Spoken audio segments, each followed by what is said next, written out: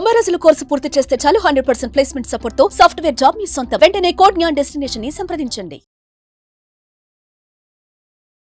నమస్కారం డాక్టర్ శ్రీ అనంతకృష్ణ స్వామి. నమస్కారం.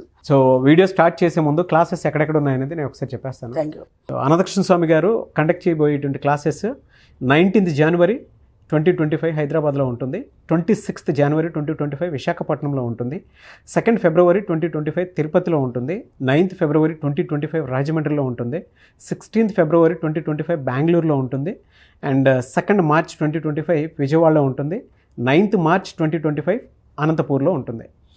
So enrol చేసుకోవాలి అనుకునేటువంటి వాళ్ళు వెంటనే స్క్రీన్ మీద కనిపిస్తున్న నెంబర్కి సంప్రదించండి. ప్రీవియస్ వీడియోలో conscious mind, sub conscious mind ఇవి చూపించేటువంటి దారి గురించి మీరు మాట్లాడిన వాళ్ళే గురు శిష్యులు.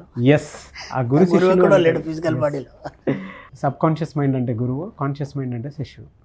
అంటే మీరు ఏదున్నా సరే బలంగా అనుకోని కనుక నేర్చుకోగలిగినా చేయగలిగినా కూడా ఆటోమేటిక్గా ఆ గురువుకు ఉండేటువంటి బలం ఏదైతే ఉంటుందో తన యూనివర్స్లోకి మిమ్మల్ని తీసుకొచ్చుకుంటుంది.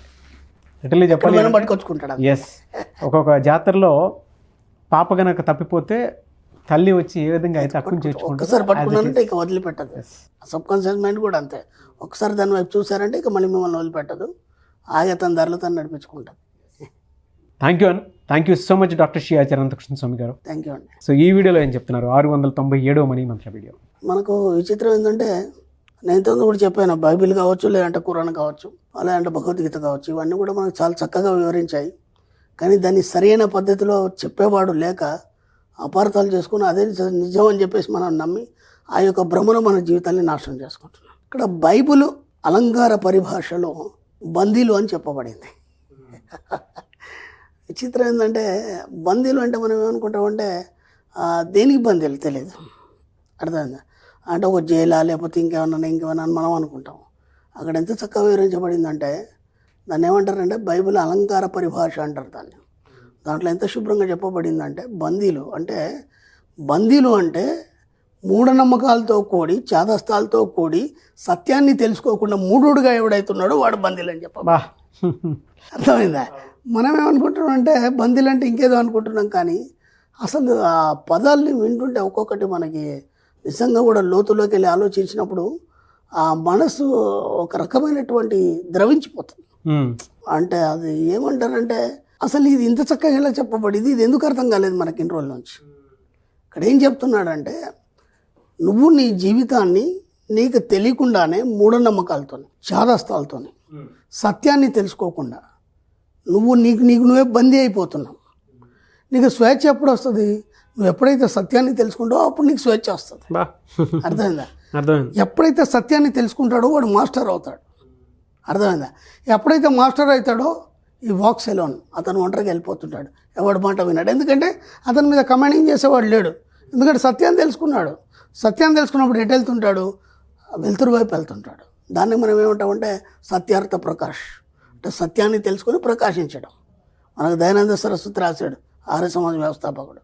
సత్యార్థ ప్రకాష్ ఎంత అద్భుతంగా ఉంటాడంటే, సత్యాన్ని తెలుసుకొని ప్రకాశించమన్నాడు ఆయన. ప్రతి దాని మీద రీసెర్చ్ చేశాడు. ప్రతి పదాన్ని కానీ, వాక్యాలు కానీ, మన పురాణాలు కానీ, మన భగవద్గీత కానీ, ప్రతి దాని మీద ఆయన చాలా పరిశోధన చేసి వివరణలు, ఎక్స్ప్లెనేషన్ ఇచ్చాడు. అందుకే దాని పేరేం పెట్టాడంటే సత్యార్థ ప్రకాష్.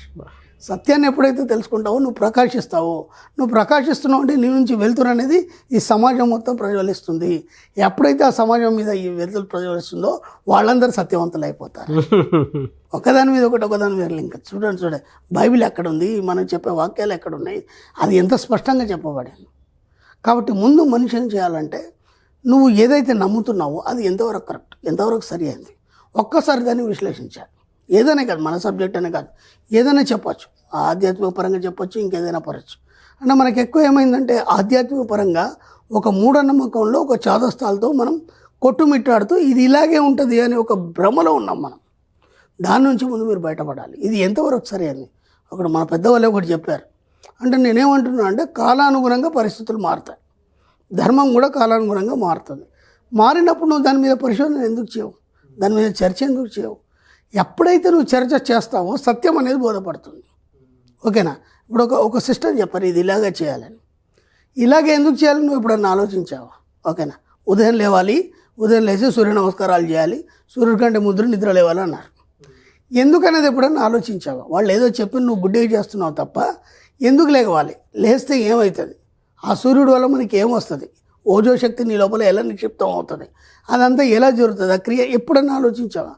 అంటే ఇక్కడ ఏమైపోతుందంటే మనకు ఆలోచించే టైం లేదు. ఫస్ట్ ఏంటంటే ఉదయం లేవగానే మన హడావుడి, ఆఫీస్కి వెళ్ళాలి, వంట, పిల్లలు, కాలేజీ, స్కూళ్ళు, ఈ హడావుడిలో నిన్ను నువ్వు మర్చిపోతూ ఈ సమాజంలో అందరూ ఎలా ఉన్నారో నీ ఫ్యామిలీ కోసం నువ్వు అలాగే పనిచేస్తున్నావు. కాబట్టి సత్యాన్ని తెలుసుకోలేకపోతున్నావు. ఇప్పటికైనా సరే కనీసం సత్యాన్ని తెలుసుకోవడానికి రోజు ఒక 15 నిమిషాలు కేటాయించండి. అప్పుడేమవుతుందంటే నీలో ఉన్న ప్రకాశం అనేది బయటకు వస్తుంది. అప్పటిదాకా ఏముంటుంది? అందరిలాగే నువ్వు కూడా ఒక మూడులాగా అవే నమ్ముతూ అలాగే ఇదే జీవితం అనే ఒక జీవితంలో ఉండు. నీ యొక్క జీవితాన్ని కొత్తగా మార్చుకోలేకపోతున్నావు. ఇప్పటివరకు మన సబ్జెక్ట్ చెప్పిందంతా అదే. మనం ఏం చెప్తున్నాం అంటే ముందు నీ యాటిట్యూడ్ మార్చుకో. యాటిట్యూడ్ మార్చుకోవాలంటే నువ్వు సత్యాన్ని తెలుసుకోవాలి. ఇది ఎంతవరకు కరెక్ట్, సరైందా కాదా, ఇది ఇది ఇలా చేస్తే ఏమవుతుంది, ఇలా చేయకుంటే ఏమవుతుంది, ఒకసారి చేయకుండా చూడు ఏమవుతుందో, చేసి చూడు ఏమవుతుందో. తరిగించినప్పుడు ఏమవుతుందంటే సత్యం బయటపడుతుంది. కాబట్టి తర్కికవాదం అనేది మనసులో ఉంటూ నీ జీవితాన్ని నువ్వే తరిగించుకుంటూ సత్యాన్ని శోధిస్తూ ముందుకెళ్ళమని బైబిల్ చెప్తుంది మనకి. అర్థమవుతుందా? కాబట్టి ఇదంతా ఏంటంటే బైబిల్లో అలంకారిక భాషలో చెప్పడం ఏంటంటే నువ్వు ఎప్పుడైతే బందీ అయి ఉన్నావో ఆ బందీ నుంచి విముక్తి కావని చెప్తున్నాడు. కాబట్టి ఆ బందీ నుంచి అర్జెంటుగా మీరు విముక్తులై మీ యొక్క జీవితాన్ని సత్యం వైపు మరల్చండి. బ్రహ్మాండంగా మీ జీవితంలో డబ్బు, సంపద, ఐశ్వర్యం అనేది ఆటోమేటిక్గా అదే వస్తుంది. దాని గురించి మీరు ఏం ప్రయత్నం చేయాల్సిన అవసరం లేదు. మనం ఇంతకుముందు ఎన్నో చెప్పుకున్నాం ఎపిసోడ్లు. డబ్బు గురించి ఇలా చేయాలి, అలా చేయాలి, అఫర్మేషన్ చేయాలి, ఇవన్నీ పక్కన పెట్టండి. ఒక్కసారి సత్యాన్ని తెలుసుకోండి, ఆటోమేటిక్గా డబ్బు, సంపద, ఐశ్వర్యం అదే వస్తుంది. ఆ తర్కంలోకి రావాలి మనిషి, ఆలోచన రావాలి. ఎందుకంటే నిన్ను నువ్వే ఉద్ధరించుకోవాలి కదా. ఇక్కడ ఎవడో వచ్చి నీకు ఉద్ధరించి ఇది ఇలా, ఇది తప్పు, ఇది సరి అని చెప్పడు. వాడి పద్ధతిలో, వాడి ధోరణిలో చెప్పుకుంటూ వెళ్ళిపోతాడు. ఏదైనా కావచ్చు, ఆధ్యాత్మిక పరంగా వాళ్ళ ధోరణిలో వాళ్ళకి అర్థమైంది వాళ్ళు చెప్పుకుంటారు. కానీ నీకేమర్థమైంది? వాళ్ళు చెప్పింది నువ్వు వినట్టు మూఢనమ్మకంగా వెళ్ళిపోకు అని చెప్తున్నాడు ఇక్కడ. చాదస్తాలు మూఢనమ్మకాలు వెళ్ళిపోకు. నువ్వు తరిగించు దాన్ని. వాడు చెప్పిండు కరెక్టే, నువ్వు తరిగించు. అది ఎంతవరకు సరి అయింది? అప్పుడు కదా నీకు దాంట్లో ఉన్న సత్యం అర్థమవుతుంది. సత్యాన్ని పట్టుకో, ప్రకాశించు, సరిపోయింది. అప్పుడు నీ జీవితం నీకే అర్థమైపోతుంది. నువ్వు ఎక్కడున్నావు, ఏం చేస్తున్నావు, ఎలా చేయాలి, ఎలా ముందుకు వెళ్ళాలి. ఆటోమేటిక్గా అన్ని అవకాశాలు నీకే వస్తాయి. దానికోసం నువ్వు ఎలాంటి ప్రయత్నాలు చేయాల్సిన అవసరం లేదు. ఒక్కటి సత్యం వైపు ఒక్కసారి నిల్చో. మన సబ్జెక్టులు ఏం చెప్తారంటే ఆధ్యాత్మిక పరిభాషలో ధర్మాన్ని వీడకంటారు. మన సబ్జెక్టులు ఏం చెప్తామంటే సత్యాన్ని వీడకంటాం. ఎవరు చెప్పలేదు. ఇప్పుడు నేను చెప్తున్నా, ఓపెన్గా చెప్తున్నా, సత్యాన్ని వీడక అంతే. సత్యాన్ని తెలుసుకున్నావు, నువ్వే ప్రకాశిస్తావు. నువ్వు ఎవడు మాట వినాల్సిన అవసరం లేదు, ఎవడు కాలు మొక్కే అవసరం లేదు. చాలా మంచి సబ్జెక్ట్ అండి. అంటే ఎప్పుడైతే మనం ఆ సత్యాన్ని అర్థం చేసుకుంటామో నేను ఇది అనేటువంటి విషయం అర్థమవుతుంది ఫస్ట్. అప్పుడు ఆటోమేటిక్గా డబ్బు, సంపద, ఐశ్వర్యం వస్తుందండి. డబ్బు, సంపద పెద్ద సమస్య కాదు. నువ్వు ఎక్కడ తప్పు చేస్తున్నావు కాబట్టి, నువ్వు తప్పు చేస్తున్నావు కాబట్టి నీ దగ్గర రావట్లేదు. నువ్వు సత్యాన్ని తెలుసుకున్నప్పుడు ఏమవుతుంది? నువ్వు తప్పు చేయలేవు, చేయమన్నా చేయలేవు. నేను నిజంగా చెప్తున్నాను, మా మణిమంత్ర కుటుంబ సభ్యులను నేను గర్వంగా చెప్తున్నాను.